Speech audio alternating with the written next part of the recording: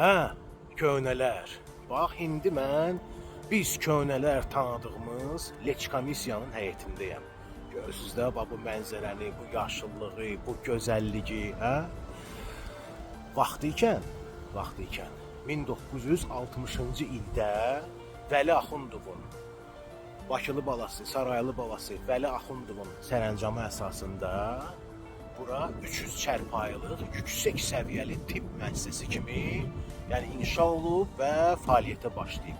Sonra isə 1999-cu ildə Heydər Əliyevin göstərişi ilə burada demək olar ki, qlobal rekonstruksiya baş verib və 2001-ci ildə təhvil verilib, əməlli başlı müasir standartlara, cavab verən yüksək səviyyəli bir tibb müəssisəsi kimi adı da dəyişib olub Mərkəzi Klinik Xəstəxana.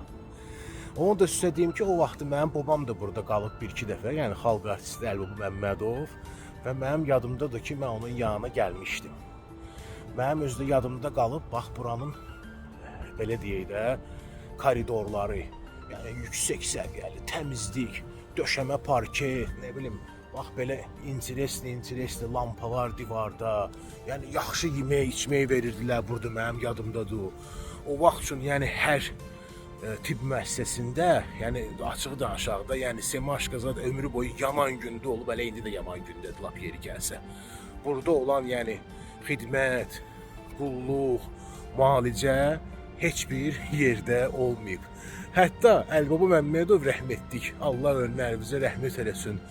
Burada müalicədən sonra çıxıb bir dənə öz məşhur mahnılarından biri Mehriban Həkim. Mehriban Həkim mahnısını bəstəmişdi və ifa etmişdi.